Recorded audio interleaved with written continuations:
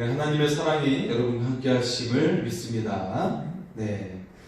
예, 우리 월요일날 우리 국내 성지순례로 해서 양화진교육과 그리고 절두산 순교지 그리고 한강 평화공원으로 이렇게 같이 성지순례 겸 그렇게 여행 봄나들이를 했습니다. 그래서 은혜도 가득했고 또 하나님께서 창조하신 아름다운 자연을 우리가 느끼는 그런 시간을 가졌습니다. 이 모든 것을 허락하신 하나님께 영광과 찬양을 돌립니다. 네. 그래서 사실 이 땅이 굉장히 황폐하고 가장 가난한 때에 선교사님들이 이 땅에 오셨죠.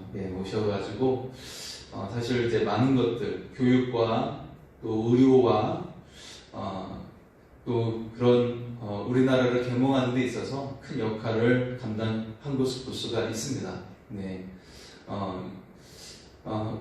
이 모든 것이 그 하나님의 선비와 은혜 가운데 이 나라가 지금 이렇게 서고 우리가 하나님의 은혜 가운데 이 나라가 또 성장하게 된 것인 줄 믿습니다.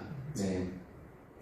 자, 여러분, 추운 겨울이 있는 이유는 우리가 날씨가 정말 겨울 가운데는 너무나도 추워서 힘들고 빨리 봄이 오면 좋겠다 그런 생각을 많이 하게 되죠.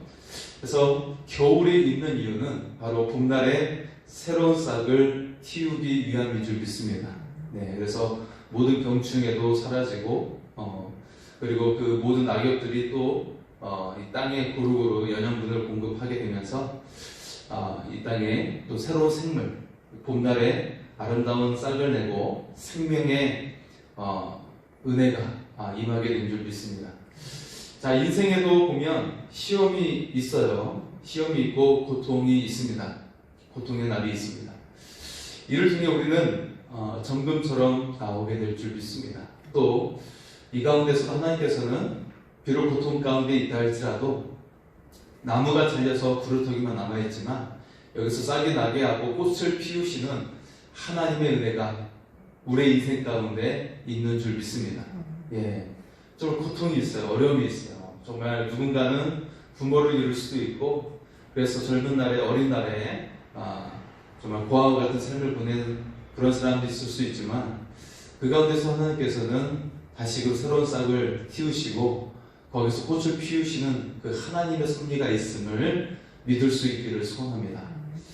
자, 오늘 말씀의 제목은 포로 생활과 하나님의 섭리입니다. 네, 포로 생활이죠. 한마디로 하나님은 포로 생활에 대해서 선포를 하고 있는데요. 하지만 이 가운데 하나님의 놀라운 섭리가 있다라는 거예요. 우리는 인간적으로 생각할 때는 우리가 이제 나라가 망했으니 멸망했으니 끝났다. 모든 것이 끝이다라고 생각할지 모릅니다. 하지만 하나님은 인간의 실패를 변화시켜서 새롭게 창조하시는 놀라운 섭리로 인도하심을 우리가 믿을 수 있기를 소원합니다. 성전이 파괴가 되었어요.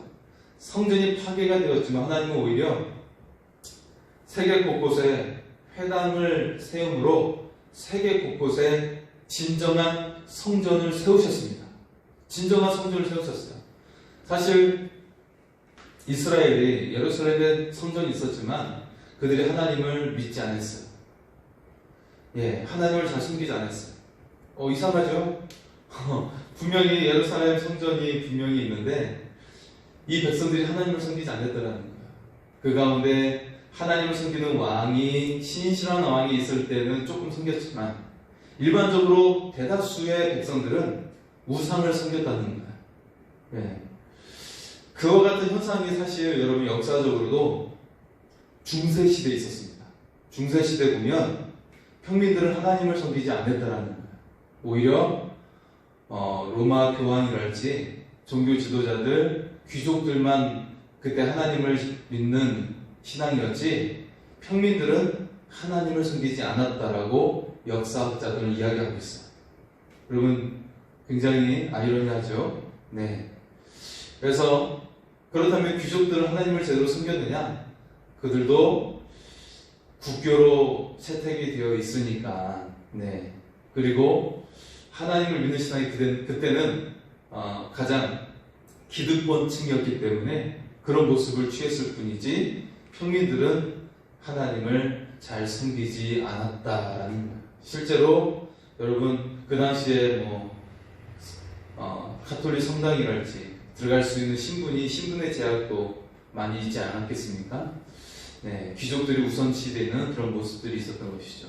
자, 어쨌든 유다도 보면 이 백성들이 성전이 있었지만 하나님을 섬기지 않았어요. 하지만 오히려 성전이 파괴되고 포로가 되어 이방 땅에 끌려가게 됐어요. 근데 그때 비로소 스스로 하나님이 우리에게 있어야 된다. 하나님 믿는 신앙이 진짜구나 라고 생각하면서 이들이 스스로 지었던 것이 바로 회당이었던 것이죠. 그래서 이 회당을 통해 진정한 야훼 하나님, 우리의 구원자 되신 그 하나님을 믿게 되었어요. 스스로 믿게 된 거예요. 물론 하나님은 이것을 내다보시고 그들을 포로로 끌려가게 하신 것이죠. 이처럼 이 포로 생활에는 하나님의 엄청난 계획이 있었어요. 인간들은 실패했지만 하나님은 이 실패를 변화시켜서 곳곳에 성전이 세워지게 하고 또 이 백성이 어떻게 돼요? 세계 열방 가운데 탁월한 민족이 되게 하시는 하나님께서 은혜 가운데 섭리하심을 믿습니다. 하나님께서 은혜 가운데 섭리하셨다는 거예요. 우리 인간들은 실패하고 실수하고 죄를 지었고 우리의 죄악으로 말미암아 우리의 어리석음으로 망해버렸죠. 하지만 하나님은 그 망해버린 삶을 변화시켜서 오히려 세계 민족 가운데 뛰어난 민족이 되게 하시고 세계 열방 가운데 성전을 세우는 은혜로운 역사를 만들어 주신 줄 믿습니다. 하나님은 그렇게 역사하셨어요. 그래서 이 포로 생활이 우리가 당장 현실로 봤을 때는 고통스러워요. 너무나도 괴로워요. 하지만 하나님은 이 속에서 어떻게 돼요? 새로운 싹을 준비하시고 새로운 역사를 준비하셨다는 거예요. 그래서 자신의 백성을 세계 곳곳에 파송시키는 역할을 하시면서 세계 열방 가운데 정말 하나님의 백성을 뛰어난 민족으로 세워주셨다는 거예요. 네. 자, 물론 여기에서 더 자세히 들어가면 더 우리가 은혜로운 이야기들이 있죠. 더 자세히 들어가면 이 포로 생활이 실제로 고통스럽죠. 제약이 많죠. 나의 삶의 기반이 하나도 없어요. 돈도 없고 땅도 없고 내가 살았던 집도 없고 그런 상황이죠. 그런 상황 속에서 새롭게 시작이 되는데 하나님께서 이 모든 것 가운데 모든 것을 공급해 주신 줄 믿습니다. 그냥 이들이 놀면서 그냥 무조건 주신 것이 아니라 이들이 이 모든 것, 인간적인 아무런 희망이 없고 가능성이 없는 이 상황 속에서 그들이 하나님만을 붙들면서 하루하루를 살아갔어요. 하루 살면 하루 먹고, 하루 살면 하루 먹고 하다가 하나님을 의지할 수밖에 없는 그런 신앙으로 가게 되었는데 그 가운데 하나님은 그들에게 새로운 기업을 세워주시고 그들에게 새로운 삶의 기반을 만들어 주셨어요. 그래서 그들의 포로 생활 70년이 끝났을 무렵에는 이미 모든 가정들이 삶의 기반이 안정되어 있게 되었습니다. 그들이 물질을 가져간 게 아니에요. 전쟁에 패한 포로로 끌려갔죠. 쇠사슬에 묶여서 끌려갔어요. 옷이 벗겨진 채. 그렇게 끌려간 상태였거든요. 아무것도 없었어요. 금은 보석을 내가 가지고 가거나 그런 모습이 아니었어요. 애국에서 나올 때는 금은 보석을 가지고 나왔잖아요. 출애굽할 때는. 그런데 지금 포로 생활에서는 그런 게 전혀 없어요. 아무것도 없어요. 옷도 걸쳐 입지 못한 채로 끌려 나왔고 쇠사슬에 묶일 채로 끌려갔는데 하나님은 그들에게 섭리하여 주셔서 포로 생활 70년이 끝날 무렵에는 삶의 기반을 잘 그들에게 조성해 주셨다는 사실입니다. 여러분, 우리가 하나님 한 분만을 의지하며 나갈 때 하나님 우리에게 놀랍게 섭리하시고 역사하심을 믿을 수 있기를 소원합니다. 자, 오늘 본문 속은 결국 너희가 왜 포로가 될 수밖에 없는지를 설명하고 있어요. 하지만 너희도 이처럼 실패하고 죄악 가운데 거했지만 하나님은 아름다운 계획을 가지고 계신 줄 믿습니다. 그 신실하신 하나님을 바라보며 우리가 나아갈 수 있기를 소원합니다. 자, 첫 번째 오늘 말씀에 등장하고 있는 말은 이 단어예요. 꾸준히 그리고 끊임없이라는 단어입니다. 자, 하나님 말씀은 오늘 본문이 시작되면서 유다가 멸망하여 70년 동안 포로 생활을 할 것이다 라고 말씀을 하고 있어요. 네.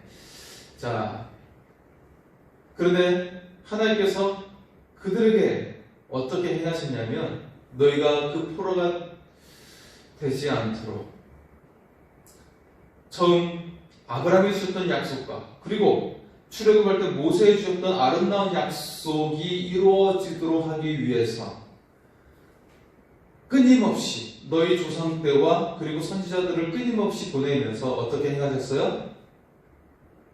그들에게 순종할 것을 명하셨어요. 네.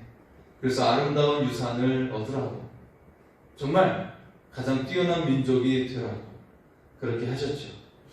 하지만 결국에 그들이 죄악의 길을 걷고 있고 이제는 멸망을 임박한 그런 상황 속에 놓여져 있을 때 이제는 예레미야를 통해서 꾸준히 끊임없이 너희가 하나님께로 돌아오라.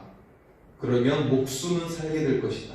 나라는 망하게 되고 성전도 파괴가 되겠지만 목숨은 살게 될 것이다. 그렇게 말씀하고 있습니다. 자, 우리 1절의 말씀을 보겠습니다. 1절입니다. 유다 여왕 요시야의 아들 여호야김 넷째 해 곧 바벨론의 왕 느부갓네살 원년에 유다의 모든 백성에 관한 말씀이 예레미야에게 임하니라. 아멘. 자, 예레미야는 요시야 왕 때부터 활동했던 선지자예요. 그래서 요시야 왕 이후에 4명의 왕은 유다의 마지막 왕들이죠. 예. 유다의 마지막 왕들인데 그래서 그들에게 심판의 예언의 말씀을 예레미야가 선포하게 되죠. 자, 이 예언의 말씀이 특정 상류층에만 해당하는 말씀이 아니라 귀족들과 왕들에게만 해당하는 말씀이 아니었어요. 모든 백성에게 해당하는 예언의 말씀이라는 것입니다. 그래서 이 말씀을 거부한 사람이 지도층만이 아니라 모든 백성도 악을 행했다라는 거예요. 네.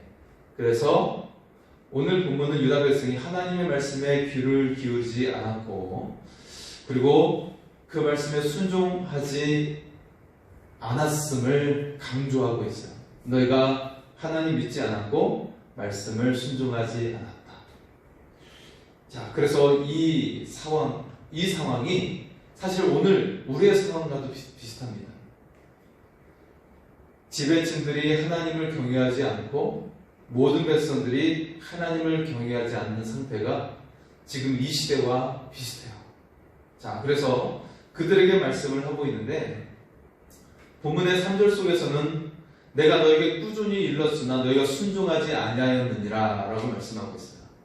자, 꾸준히 말하였다 말씀하고 있어요. 자, 이 의미 속에 다른 말로 표현하면 내가 꾸준히 너희에 대한 관심과 사랑을 꾸준하게 변함없이 너희를 향하고 있었다라는 의미입니다. 네, 꾸준히 너희를 사랑하고 관심을 갖고 있었다는 의미예요. 자, 그리고 4절에서 보면 선지자를 너에게 끊임없이 보내셨으나 너희가 순종하지 아니하였으며 귀를 기울이지도 듣지도 아니하였도다 말씀하고 있어요. 자, 주님께서 끊임없이 선지자를 보내주셨어요. 자, 다른 말로 이것은 끊임없이 사랑과 관심을 보여주셨다는 거예요. 그래서 너희가 죄악에서 돌이켜라, 악한 길에서 돌이켜라, 우상을 섬겼던 길에서 돌이켜라, 사람들을 의지했던 길에서 돌이키고 오직 하나님을 의지하라 라고 했다는 것이죠. 자, 그리고 7절에 보면 너희가 내 말을 순종하지 않았다고 말씀하고 있고 8절에도 너희가 내 말을 듣지 아니하였다 라고 그들을 고발하고 있어요. 너희가 저가 이러이러하다 라고 고발을 하고 있죠. 자, 하나님께서 선지자를 보내면서 끊임없이 그들에게 꾸준히 끊임없이 말씀을 그들에게 전하게 했습니다.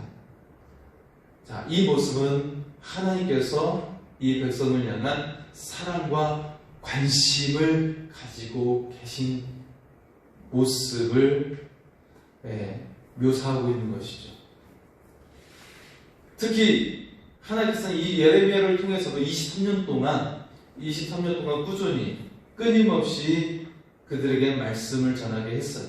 하지만 이 백성들은 하나님을 버리고 다른 신에게 경배를 했습니다. 뿐만 아니라 자신들의 손으로 만든 우상을 가지고 그걸 섬기느라 하나님을 노엽게 했다는 거예요.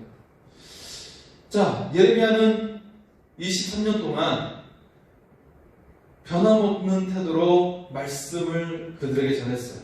근데 이 유다 백성들도 변함없는 태도로 하나님을 계속 거부하고 버리고 대적했다는 것입니다.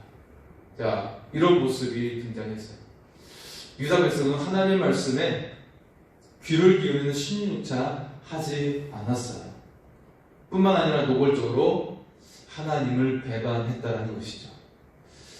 자, 5절에 이렇게 말씀하고 있습니다. 5절입니다. 그가 이르시기를 너희는 각자의 악한 길과 악행을 버리고 돌아오라. 그리하면 나 여호와가 너희와 너희 조상들에게 영원부터 영원까지 준 그 땅에 살리라 라고 말씀하고 있죠. 여러분, 하나님께서 우리에게 주신 말씀은 너무나도 단순하고 간단한 거였어요. 하나님 한 분만 섬기면 돼 라는 것이었어요. 자, 그런데 이들은 하나님을 섬기지 않았던 것이죠. 하나님께 돌아오지 않았어요. 하나님께 돌아오는 것은 다른 말로 회개입니다. 회개는 하나님께 돌아오는 거예요. 자신의 죄를 뉘우치고 돌아오는 것인데 자신의 잘못을 깨닫는 수준이 아니라 하나님께 진실로 돌아오는 것이 회개입니다. 내가 잘못했구나 라고 뉘우치는 수준이 아니에요. 하나님께 완전히 돌아오는 거예요. 하나님의 품에 안기는 거예요. 하나님께 돌아오면 어떻게 돼요? 주님께서 약속하신 땅에 영원히 살 수가 있어요. 그리고 그냥 백성으로 평범하게 사는 것이 아니라 정말 존귀한 왕같은 제사장처럼 살 수가 있는 거예요. 하나님께서 그렇게 이끌어 가시는 거예요.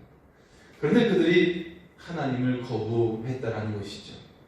여러분, 우리도 오직 하나님의 품 안에 거할 수 있기를 소원합니다. 하나님께서 우리의 인생을 아름답게 만들어 가심을 우리가 경험할 수 있기를 소원합니다. 자, 그래서 결국 그들은 어떻게 됩니까?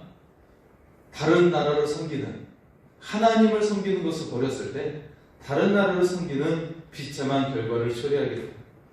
그래서 앞에서 말했던 것처럼 너희가 하나님을 섬기는 것과 다른 나라를 섬기는 것 중에 어떤 것이 좋은지 경험해 보라고 말씀하고 있습니다.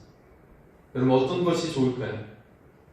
하나님을 섬기면 가장 뛰어난 민족이 될 수가 있어요. 그런데 다른 나라를 섬긴다는 의미는 무엇입니까? 다른 나라를 섬긴다는 의미는 너희가 노예가 되어 굴복하게 될 것이다 라는 의미예요. 그것이 너희가 다른 나라를 섬긴다는 의미입니다. 자, 오늘 11절은 이렇게 말씀하고 있어요. 너희의 포로 생활을 선포하는데요. 11절입니다. 이 모든 땅이 폐허가 되어 놀랄 일이 될 것이며 이 민족들은 70년 동안 바벨론의 왕을 섬기느라 너희가 살았던 땅이 폐허가 될 것이다. 그리고 너희가 바벨론을 섬기면서 바벨론의 왕을 섬기면서 그들의 노예가 될 것이다. 종이 될 것이다. 라고 말씀하고 있는 것입니다. 물론 바벨론의 포로 생활은 애굽의 노예와 같은 삶은 아니었어요. 다행히도 그 왕은 이방 민족을 조금 낮은 사람들로 취급할 수 있어도 노예처럼까지는 그렇게 취급하지 않았다라는 것이죠. 하지만 그 땅에 폐허가 되면서 일어났던 일 중에 가장 슬픈 일은 무엇이었어요? 가족이 죽임을 당하고 자녀가 죽임을 당하고 그런 아픔을 당해야 했다는 것이에요. 그러면서 살아남은 자는 고향을 떠나 고향을 떠나서 먼 타국으로 포로가 되어 끌려갔다는 것이죠. 그 기간이 70년이라는 기간이 되었다라는 것입니다. 자, 그런데요, 하나님은 이 70년간의 포로 생활을 이게 전부라고 말씀하지 않으십니다. 이 포로 생활이 전부라고 말씀하지 않으세요. 하나님은 그것이 끝이 아니라고 말씀하고 계세요. 인간들이 봤을 때 그것이 끝이라고 생각했어요. 자, 우리는 끝났다. 우리는 이제 희망이 없다. 가능성이 없다라고 생각하는 상황이었죠. 포로가 되었습니다. 우리는 끝났어. 아, 내 인생 끝났어. 라고 인간들은 생각했지만 하나님은 그것이 끝이 아니라고 생각했어요. 여기서부터 하나님은 역사의 시작을 일으키고 계심을 믿을 수 있기를 소원합니다. 하나님은 바로 인간의 역사의 끝에서 하나님의 역사를 시작하고 계심을 우리가 믿을 수 있기를 소원합니다. 하나님이 새로운 역사를 시작하고 계셨다는 거예요. 인간의 실패를 하나님은 또 다른 기회로 만들어 가셨다는 것입니다. 여러분, 하나님께서 다시 이 백성을 아름답게 하나님의 손으로 직접 빚어가시는 아름다운 작품으로 만들어가고 계셨다는 거예요. 여러분, 지금 내 삶이 힘든 일들이 있습니까? 고통스러운 고민이 있습니까? 나를 짓누르는 마음속에 불안한 마음이 있습니까? 그 모든 것을 예수 그리스도의 그 십자가 앞에 내려놓으시기 바랍니다. 그러면 주님은 여러분의 아픔과 고통과 슬픔과 그 쓰린 문제를 다시 빚어주실 줄 믿습니다. 그래서 여러분을 정금처럼 빛나는 존재로 만들어 가시고, 그리고 부활의 주님이 여러분을 빛 가운데로 인도해 주실 줄 믿습니다. 자, 두 번째 나오는 말씀은 바로 진노의 술잔이라는 거예요. 이 진노의 술잔은 유다 민족과 그리고 여러 민족이 그것을 마시게 됨으로 말미암아 어떻게 돼요? 하나님의 심판이 임하게 된다는 것입니다. 15절의 말씀입니다. 15절입니다. 이스라엘 하나님 여호와께서 이같이 내게 이르시되 너는 내 손에서 이 진노의 술잔을 받아가지고 내가 너를 보내는 바 그 모든 나라로 하여금 마시게 하라. 자, 이 진노의 술잔이 유다 민족을 비롯해서 여러 민족에게 임하게 된다는 거예요. 즉 하나님의 이 진노의 술잔을 피할 민족이 아무도 없다라는 것입니다. 자, 29절의 말씀은 이렇게 또 말씀합니다. 29절입니다. 보라, 내가 내 이름으로 일컬음을 받는 성에서부터 재앙을 내리기를 시작하였은즉 너희가 어찌 능히 형벌을 면할 수 있느냐? 면하지 못하리니 이는 내가 칼을 불러 세상의 모든 주민을 칠 것이니라 하셨다 하라. 만군의 여호와의 말씀이니라. 아멘. 이스라엘 포함한 모든 민족들이 진노의 술잔을 마시도록 명령하고 있어요. 즉 하나님의 심판이 모든 민족에게 향하고 있다는 것입니다. 네. 하나님, 그 하나님은 어떻게 돼요? 공의롭고 정의로운 하나님이세요.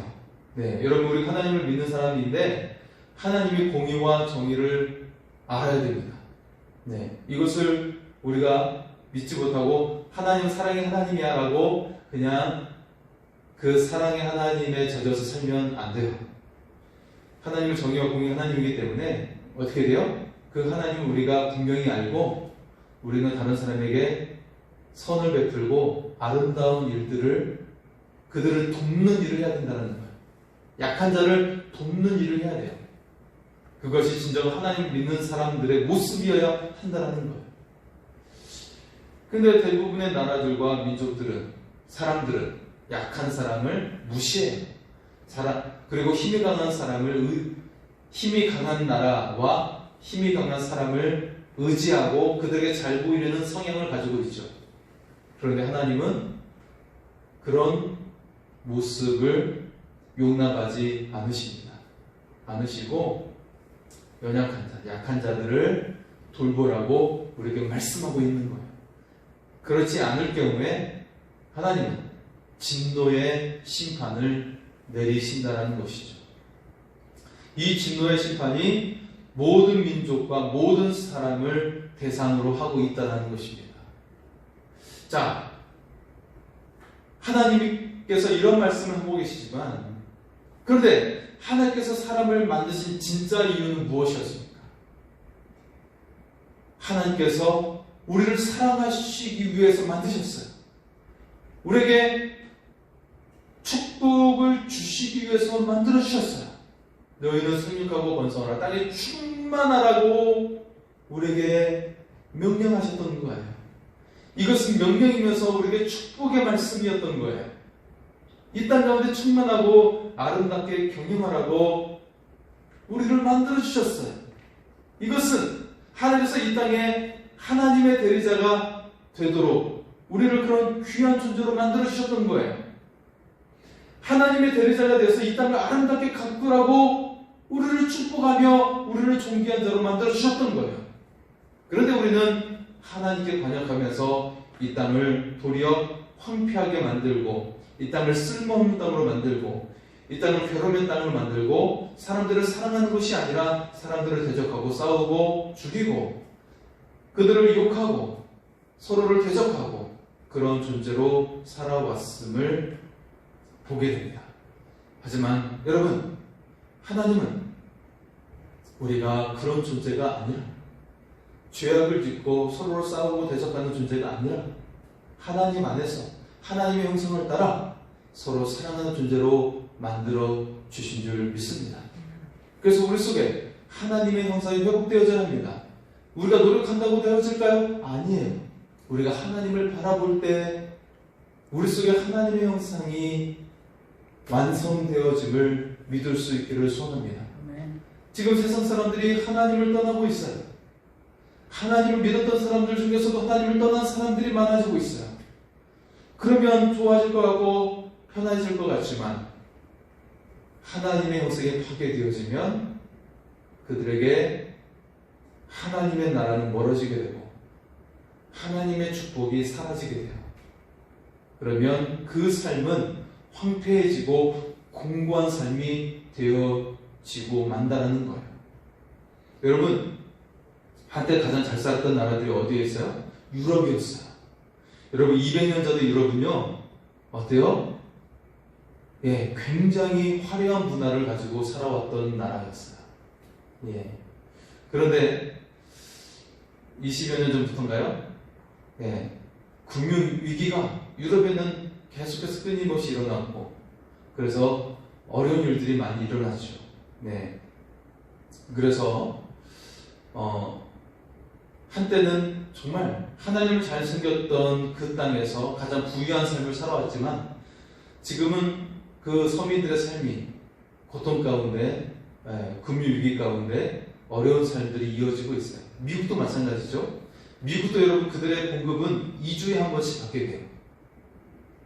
자, 그런데 2주에 한 번씩 돌아오는 그날이, 우리도 마찬가지일 수 있는데, 월세를 내야 하는, 월세를 내고 그리고 생활비로 쓰게 되는, 그래서 그것들을 다시 충족하게 되는 일들이 그 사이클이 되어서 돌아가고 있는 모습을 가장 선진국이라고 하고 있는 미국에서 일어나고 있어요. 네, 그래서 사실 한때 코로나 상황 속에서 많은 사람들이 궁핍함과 먹을 것이 없는 상황, 그래서 마트에 있는 것들을 막 훔치기도 하고 그런 상황이 일어날 수밖에 없었던 것은 그들의 그 생활에 그 돌아가는 그런 형편이, 그 사이클이 2주마다 월급 받는 그런 형태로 되어져 있기 때문에, 주급을 가고 있고 그런 상황 속에 놓여져 있기 때문에 그런 일들이 일어났던 거예요. 자, 여러분, 하나님은 우리를 원래 어떻게 만들어 주셨어요? 하나님께서 우리를 사랑하는 사람으로, 그리고 하나님께서 우리에게 축복을 우리에게 부어주시는 모습으로 만들어 주셨습니다. 우리에게 진정한 하나님의 형상이 회복되었을 때, 하나님의 넘치는 은혜와 축복이 우리 속에 회복되어질 줄 믿습니다. 우리의 삶이 그리고 이 나라가 하나님을 온전히 섬기는 나라가 될 수 있기를 소원합니다. 그래서 하나님의 나라가 이 땅 가운데 이루어지는 은혜의 역사가 이루어질 수 있기를 소원합니다.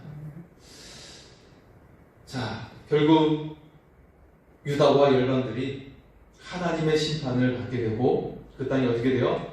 분토와 같이 된다고 말씀을 하고 있어요. 그리고 하나님께서 그들을 심판하실 때 어떤 모습으로 취하게 되는지 그 이미지를 그림처럼 우리에게 보여주고 있습니다. 어떤 그림일까요? 30절의 말씀입니다. 30절입니다. 여호와께서 높은 데서 포효하신다 라고 하는 말씀이 등장하고 있죠.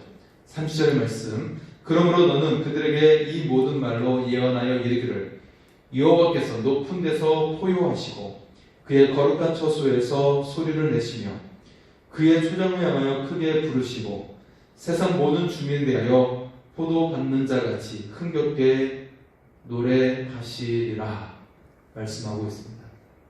자, 그래서 포효하신다는 말은 마치 굶주린 사자가 먹잇감을 목전에 두고 있는 그런 굶주린 사자의 그 포효 소리를 말씀하고 있는 것입니다. 여러분, 우리가 그 동물의 왕국을 라는 그 프로에서 보면 굶주린 사자가 먹잇감을 움츠렸을 때는 어떻게 돼요? 먹잇감을 잡았을 때는 전혀 망설임이 없어요. 전혀 자비함이 없어요. 자비가 없어요. 그리고 그것을 그냥 먹어치우고 그들의 그 무리와 함께 또 새끼 사자와 함께 그것을 먹어치우는 것을 볼 수가 있습니다. 여러분, 지금 오늘 하나님의 말씀은 심판자로서 범죄한 사람들에게 전혀 조금 더 궁유를 베풀지 않겠다라고 말씀하고 있습니다. 철저하게 파멸시키겠다라고 말씀을 하고 있는 것입니다. 그래서 오늘 말씀은 이 장목할 심판에 대해서 구체적으로 묘사하고 있는 말씀이 오늘 우리가 다 읽지는 않았지만 38절까지 말씀까지 계속 이어지고 있어요. 예. 이 말씀이 장목하기 때문에 제가 읽지 않은 거예요. 그렇게 철저한 심판에 대해서 말씀을 하고 있습니다. 하지만 이 심판을 말씀하고 있지만 하나님께서는 우리에게 어떤 계획을 가지고 계십니까? 오늘 하나님은 분명히 진노의 잔을 들고 계십니다. 죄를 범한 나라들과 사람들을 심판하시기 위해서 들고 있는 것입니다.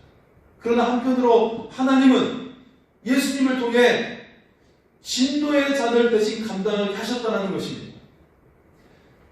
야고보와 요한이 예수님께 주님의 좌우편에 앉게 해달라고 요청을 한 적이 있었어요. 그때 주님은 다음과 같이 말씀을 하고 계십니다. 마가복음 10장 38절이죠. 너희는 너희가 구하는 것을 알지 못하는도다. 내가 마시는 잔을 너희가 마실 수 있으며 내가 받는 세례를 너희가 받을 수 있느냐? 예수님께서 마셔야 하는 잔이 무엇입니까? 또 예수님께서 받으셔야만 하는 세례가 무엇입니까? 바로 죄에 대한 하나님의 진노였어요. 이 잔이 바로 진노의 잔이었어요. 주님이 우리를 대신해 받으신 잔이 바로 하나님의 진노의 잔이었던 것입니다. 이 잔의 결과는 죽음이고 파멸이었어요. 그런데 그 진노의 잔을 주님이 대신 받으셨다라는 것을 말씀하고 있는 거예요. 그러시면서 주님께서는 이 땅에 주님께서 오신 분명한 목적을 제자들에게 말씀하고 계십니다. 마가복음 10장 45절이죠. 인자가 온 것은 섬김을 받으려 함이 아니요 도리어 섬기려 하고 자기의 목숨을 많은 사람의 대속물로 주려 함이니라. 아멘. 여러분, 주님께서 이 땅에 오신 것은 우리를 대신하여 제물이 되시기 위해서, 대속물이 되시기 위하여 오셨다라는 거예요. 근데 그 주님이 어떤 분이십니까? 하나님과 동등되신 분, 하나님과 함께 온 세상을 통치하신 분, 바로 왕 되신 주님이신 줄 믿습니다. 왕 되신 예수님이 십자가를 걸어가신 이유가 바로 이것이었습니다. 주님께서 우리를 섬기려 하고 자기 목숨으로 많은 사람의 대속물로 주시기 위해서였다는 것입니다. 자신의 목숨으로 죄에 대한 하나님의 진노의 값을 치루어 주신 것입니다. 여러분, 내 죄값을 대신 지불해 주신 것입니다. 우리 가족의 죄값을 지불해 주신 것이고 우리 자녀들의 죄값을 지불해 주신 거예요. 그런데 우리가 무엇으로 스스로 이 죄값을 해결할 수 있겠습니까? 우리의 삶의 노력으로 해결할 수 없어요. 우리의 선행으로 해결할 수가 없어요. 오직 주님밖에 해결할 수가 없는 것입니다. 오직 주님이셔야 했다라는 것입니다. 여러분, 예수님을 기억하시기 바랍니다. 예수님은 왕이십니다. 그러나 그 왕 대신 주님께서 십자가를 지셨습니다. 연약한 우리를 십자가를 통해 부활의 영광으로 새롭게 만들어 주신 줄 믿습니다. 저주의 삶을 하나님의 존귀한 자녀의 삶으로 변화시켜 주신 줄 믿습니다. 우리는 파멸의 존재였지만 주님은 우리를 부활을 통해 새롭게 빚어 주신 줄 믿습니다. 주님은 우리를 또한 그 십자가로 초청하고 계십니다.